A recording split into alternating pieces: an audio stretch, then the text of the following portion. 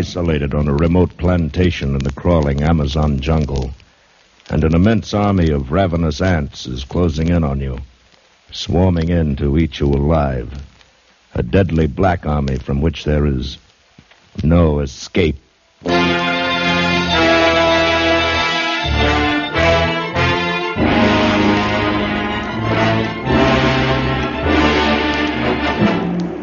Escape, produced and directed by William N. Robeson, and carefully contrived to free you from the four walls of today for a half hour of high adventure.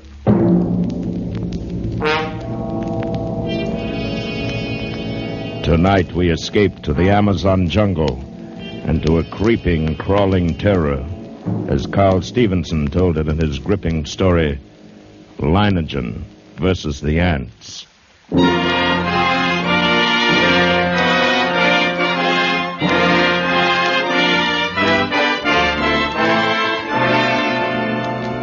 I first met Leiningen while performing my duty as district commissioner. As my boat neared his plantation landing, I saw him upon the riverbank, regarding me with mild interest. A great hulk of a man with bristling gray hair, bulky nose, and pale eyes.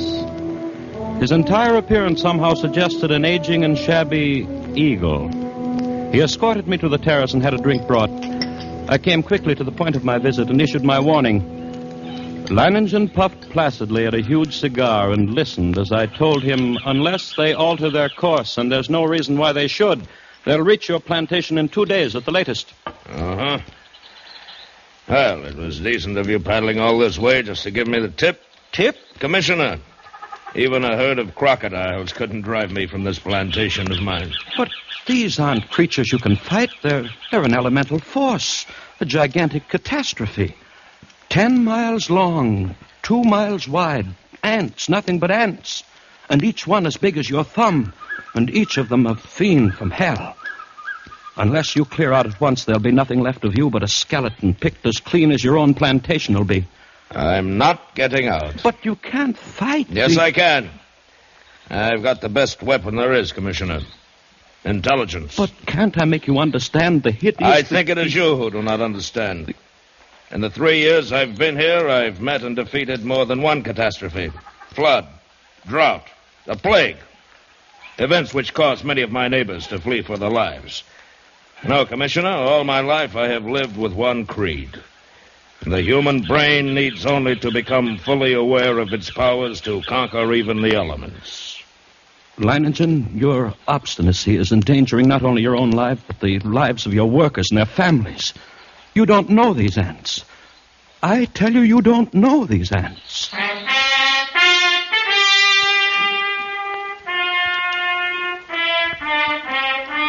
But Leiningen merely sat there, puffing at his cigar and regarding me with a smug grin. And I knew it was hopeless. As I boarded my launch and cast off, I realized I'd never met a man like that. And I could not help wondering about the strange look in the commissioner's eyes as he boarded his launch and cast off. Undoubtedly, he thought me insane. Well, he would not have been the first to think so. But I, Leiningen, knew my own powers. I was sure of myself. I knew that intelligence directed aright always makes man the master of his fate. That night, I called my Indian workers together in front of the plantation house. I saw their faces go ashen with terror as I told them that the ants were coming. Watched them as they milled around, muttering. I said nothing more to them. Finally, one of the men stepped forward. Blas, the foreman. Patron, we have worked hard here for these 3 years. All of us. We have built the finest plantation in this district. We all share in it. It has been a home for all of us and our families. Now the ants come. So? Those ditches we dug last year, the pipe we put in the ground, that was for the ants? Yes, that was for the ants. If we moved our families across the river, the ants could not reach them? Yes, that's right. And you? The ants are mighty. We know what they can do. All of us think that you are mighty. Patron, we will stay with you and fight against the ants. I knew that the men would give me that answer. I counted on it. I thought of the commissioner and wondered what he would say at such unquestioning confidence. Would he still think I was insane? All that night, Or had he dismissed me out of my mind? One man who calmly evaluated his chances against a deadly menace, coolly decided he could win and was willing to stake his life on it, to risk a horrible death for it. It was terrifying, and yet it was fascinating. The next morning I sent for my assistant. Together we went to the huge map of the district which hung from a wall of my office and checked the last reported position of the ants. Last night they had reached here, about 70 miles above this fork in the river. Traveling southeast. Yes. Directly toward Leiningen. Toward whom, sir? That plantation at the bend in the river belongs to a man named Leiningen. When would you say the ants will reach there? Oh, I don't know. I imagine about tomorrow noon. Tomorrow noon. Still time. Still time? What do you mean, sir? Why, nothing.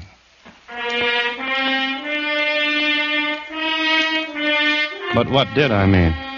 Still time for what? For Leiningen to flee, or still time for me to... Even as I rejected the thought with horror, I knew that the fascination of that man was more than I could resist. That Leiningen's fight was drawing me back toward that plantation and death. I knew now past all doubt that I was going back. I had to.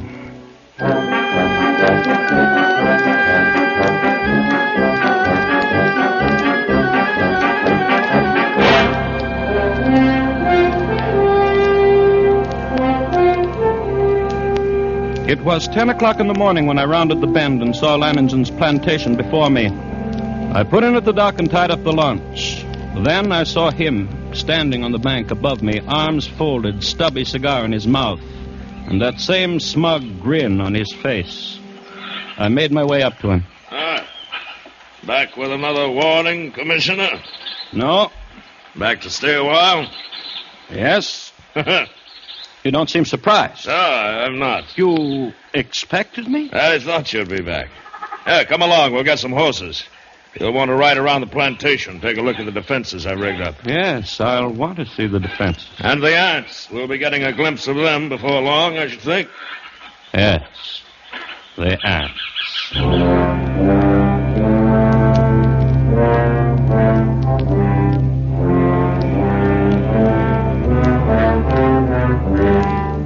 The defenses Leiningen had devised were quite impressive. Surrounding three sides of the plantation like a huge horseshoe was a ditch 12 feet wide. The ends of this horseshoe-shaped ditch ran into the river which formed the fourth side of the plantation. And at the upriver entrance to the ditch, Leiningen had constructed a dam by which the river water could be diverted into the ditch. A large hand wheel controlled the floodgate of the dam, and apparently Leiningen had ordered it opened immediately after my arrival. For as we now approached the ditch and rode along it, I could see that it was nearly full. How do you like my first line of defense, Commissioner? It's reassuring, like a moat around a castle. Unless the ants know how to build rafts, they won't reach the plantation. But this is only the outer moat. There's a better one than this. Now, come along. We'll go up to the high ground where the buildings are. We can get a view from there. Leiningen. Huh? I didn't see any women or children around the plantation or any animals. Yes, that's right. Moved them across the river. Then even you think there is danger. Not because of danger, Commissioner. Matter of efficiency. Efficiency? Yes, cuts down on the efficiency of the men if they're worried about their families. Critical situations only become crises when oxen and women get excited. I see. Here we are. See the ditch? It's much smaller than the others. Yes, you've noticed how all the buildings are on this piece of high ground. The inner ditch surrounds them, and it's lined with concrete. But even filled with water, this is no barrier. It's not big enough. Why, if the ants get this far, they'll get no farther. This ditch wasn't built for water, Commissioner.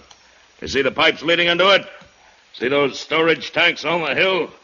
Petrol. We can throw up a wall of flame.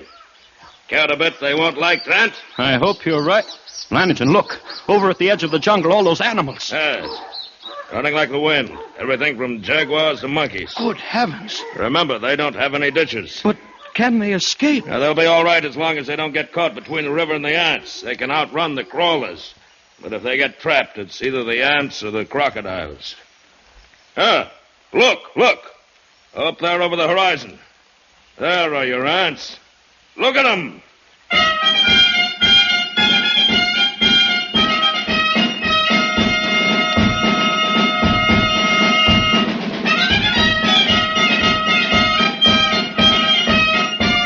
It was a sight I will never forget. Over the range of hills, as far as I could see, crept a darkening hem, ever longer and broader until the shadows spread across the entire slope, then downward, uncannily swift, and all the green herbage on the entire slope was being mowed as by a giant sickle, leaving only the vast moving shadow extending, deepening, and always moving nearer. They're a hideous lot. Leiningen, we can't last against that. Look at them. Why, they will fill your ditches with their corpses and still have enough to destroy every one of us. We've got to run. Well, no, they haven't gotten to us yet, and they never will.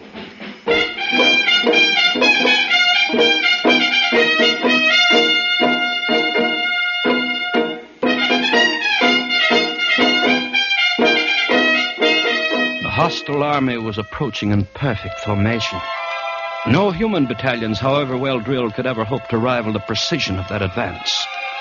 Along a front that moved forward as uniformly as a straight line, the ants drew nearer and nearer to the water ditch. As they approached, two outlying wings of the army detached themselves from the main body and started marching along the sides of the ditch, no doubt expecting at some point to find a crossing. And during this hour-long flanking movement, the main army remained still. Across the scant 12 feet of ditch, I stared at them, and they stared back at me. A solid mass, every one as big as my thumb, with reddish-black body and long legs. Suddenly, a sound so unearthly as to freeze our blood jerked our heads in the direction of the jungle on the far side of the ditch. Coming toward the ditch at a stumbling gallop was a singular being, a writhing, animal-like blackened statue with a shapeless head and 4 quivering feet. It was a stag covered over and over with ants.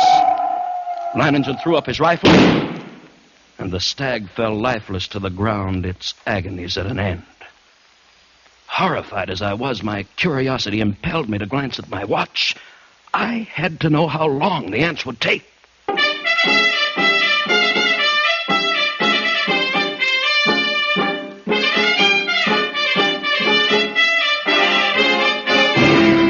After 6 long minutes, only the white polished bones of the stag remained. Now I could see a change in Leiningen. Gone was the sporting zest of the novel contest. In its place was a cold, violent purpose. He had to beat the ants because he now knew how long it would take them once they got to us.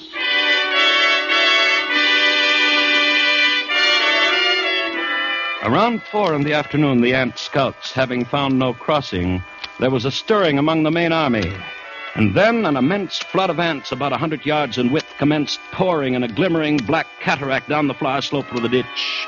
Thousands drowned instantly, but the rest began using the bodies as bridges. Leiningen immediately swung into action. Open the dam, open the floodgate a little more. We've got to get the water in the ditch moving faster. Si, senor. Look at them drown by the thousands. But they keep coming. Even though the current carries many of them away, they're advancing. Well, we'll fix them. What? Yes, senor. How about those shovels and petrol sprinklers? You passed them out to the men? Yes, it has been done. Then get all hands here in a hurry. This looks like the spot for action. Hey. Commissioner. Yes? Beginning to see what I was talking about? What do you mean? About intelligence being more than a match for anything it tackles. Take the ants. They've got no intelligence. If they had, they'd have attacked along the whole length of the ditch instead of a narrow front like this. They'd have been across by now. Too bad I'm not running their campaign for them. You can joke about it like that with ants halfway across the All right, ditch? men. Busy with the shovels now. Dump some sand and clods on them. See how they like that. You with the petrol sprinklers. Stop pumping. Aha! They don't like it, Commissioner. They don't like it a bit. Look at them. Yes, but look at the ones on the far side of the ditch. Whole clumps of them rolling into the water. The rest are using them for bridges. Smarter than I thought. And they're widening their front, too. Some of them are getting across. Grab a shovel, then, Commissioner. Make them regret it. What's the matter? They close my shovel, senor. They're on my arms. Enter the petrol, idiots. Douse your hands in the petrol. Don't stop now, the rest of you. Club them. Club them. We cannot hold it back, senor. We must run. Keep at it. Keep at it. Don't stop now. The water's moving faster. Senor, we've got the floodgates open. Yes, they can't hold their own against the current now. Look at them, Commissioner. The water's carrying them away. We've beat them. We've won out.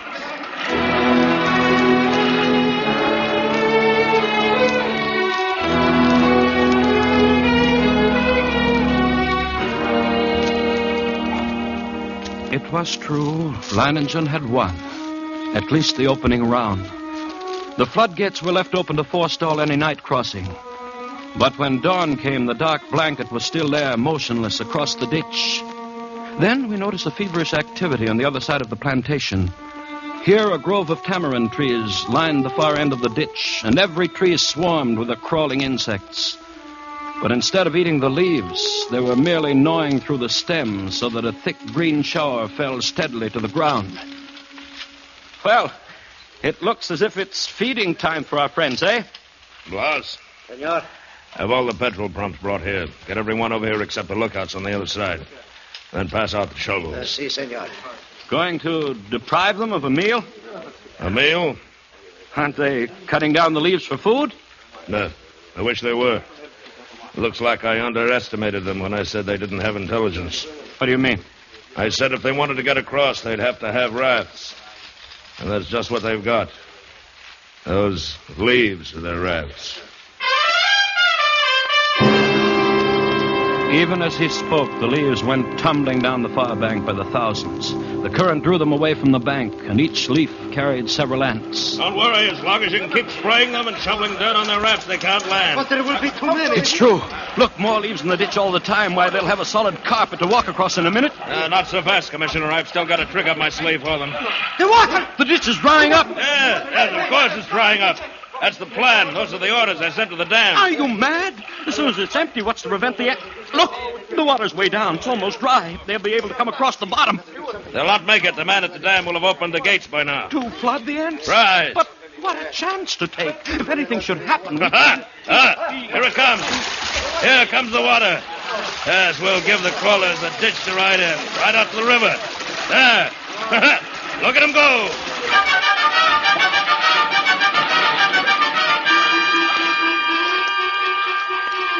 Leiningen's tactics were successful at first. The violent flow of water at the original depth raced through the ditch, overwhelming leaves and ants and sweeping them along. 3 times the ditch was emptied. 3 times the ants raced across its bottom, and 3 times the rushing water, arriving just in time, carried them away. But the 4th time, as the water lowered nearly to the bottom of the ditch, we waited in vain for the rushing waters, and then... What's the matter? What's gone wrong at the dam? Just as the man at the dam lowered the water almost to the bottom, the ants attacked. Before he could open the floodgate, he was almost surrounded. He ran. The ants kept coming. They are across the ditch. Leiningen stood motionless, absorbing the news of his defeat without a word. Then he raised his pistol and fired 3 shots into the air. The prearranged signal for all the men to retreat instantly to the second line of defense. The concrete ditches more than a mile from the point of the invasion. Soon after we arrived there, the natives commenced straggling in silently. Leiningen waited until all of them had gathered. Then he spoke to them. Well, lads, we won the first round and lost the second. But we'll smash the crawlers yet. Anyone who thinks otherwise can draw his pay and push off. There are rafts enough on the river and plenty of time still to reach them. No, we will stay. You stay, then. Good. Thank you, lads. And you, Commissioner? I can't persuade you to give up the fight? You cannot. Then I stay, too. Yeah. I knew you would. Senor, if you are the ants have reached the ditch. They're trying to get across? No, senor. I didn't think they would. There's plenty of food out there for them. My fields and orchards, the work of 3 years. Ought to last them until morning, anyway.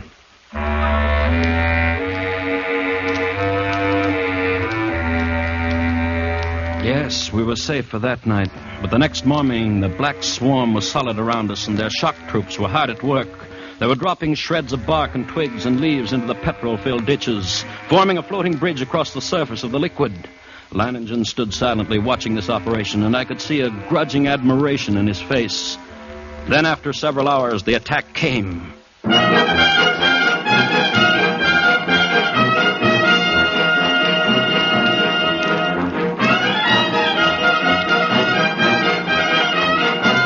Down the ditch they poured, millions of them, and across the bridge of twigs, rapidly approaching the inner side.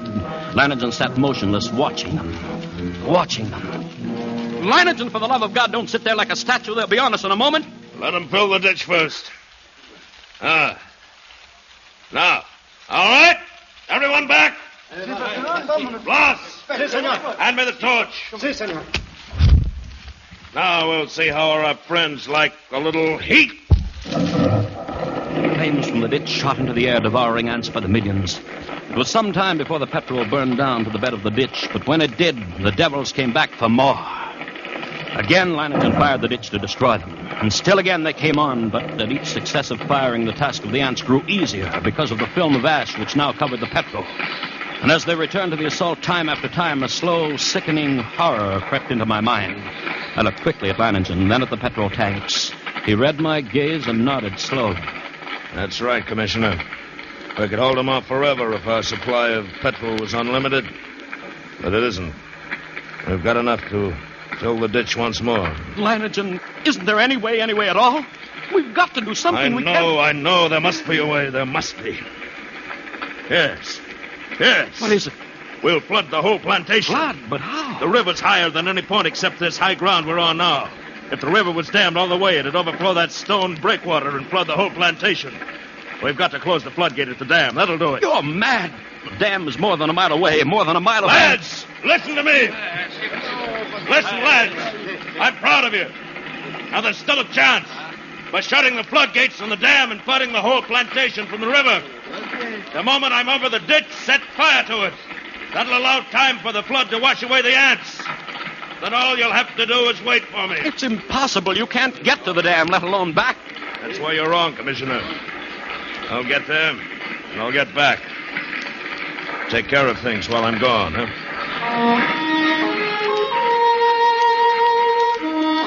I watched him as he calmly pulled on high leather boots, drew gauntlets over his hand and stuffed the spaces between breeches and boots, gauntlets and arms, with petrol-soaked rags.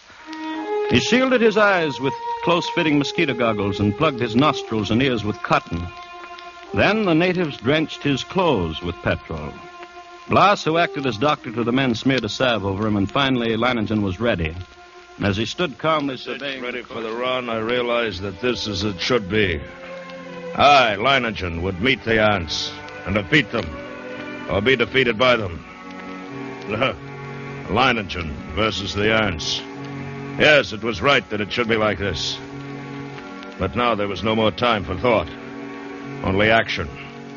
I took a deep breath and then bounded across the ditch and among the ants. I ran in long, equal strides with one thought, one sensation in my being. I must get through. I dodged the trees and shrubs. Except for the split seconds my soles touched the ground, the ants would have no opportunity to alight on me. I ran on. I was halfway to the dam before I felt ants under my clothes and a few on my face. I struck on them mechanically, scarcely conscious of their bites. And the dam drew toward me slowly. And the distance grew less. Finally, only 100 yards away. 50. Then I was there. I gripped the ant-covered wheel, but oddly had I seized it when a horde of ants flowed over my hands and arms. I strained, and slowly the wheel turned. And turned more. The floodgate was swinging slowly shut. Then it was shut. And the water was rising behind the breakwater. Closer to the top. Closer. And then it was spilling over. Flooding of the plantation had begun. I let go of the wheel and started back through the ants. I was coated from head to foot with the fiends. Tongues of fire stabbed at me as they bit into my flesh. I almost lost my head with the pain as I ran, knocking ants from my body, brushing them from my bloody face. And One bit me just below the rim of my goggles. I managed to tear him away.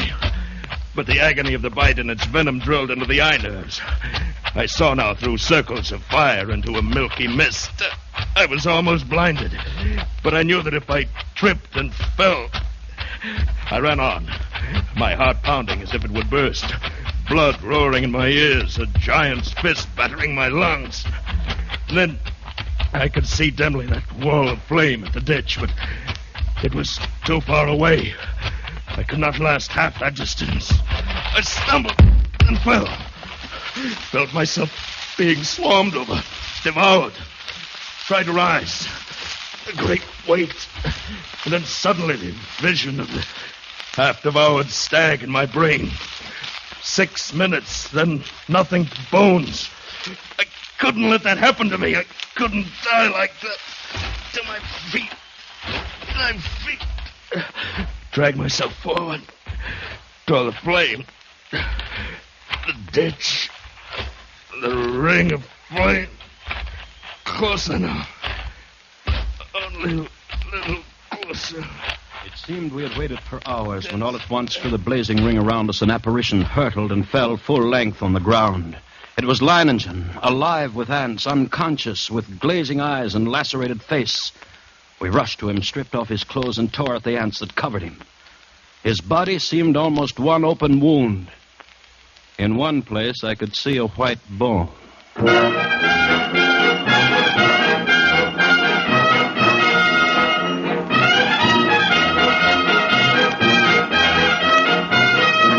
Later, as the curtain of flame lowered, I looked out where the blanket of ants had been and saw only a vast expanse of water, covering the entire plantation and working its way to within a few feet of the concrete ditch. The ants were gone, drowned, and Leiningen had won.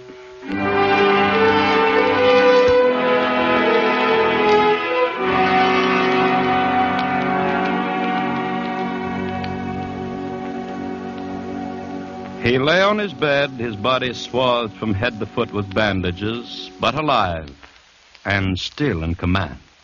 Everything in order? Everything's in order. I told you I'd come back. Even if I am a bit streamlined.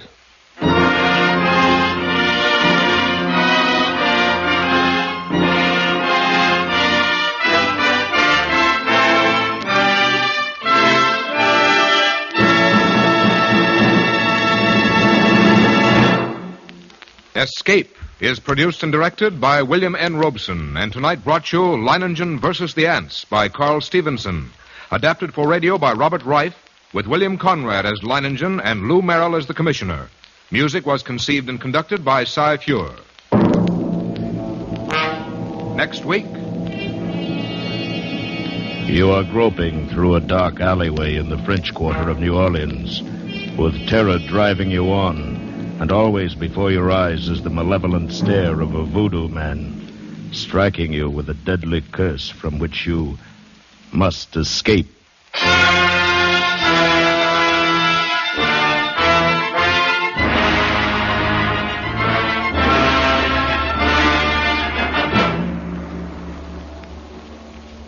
Next week, we escape with William Irish's eerie story of a voodoo-haunted band leader, Papa Benjamin.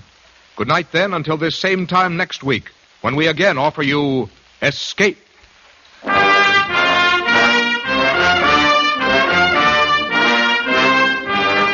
This is CBS, the Columbia Broadcasting System.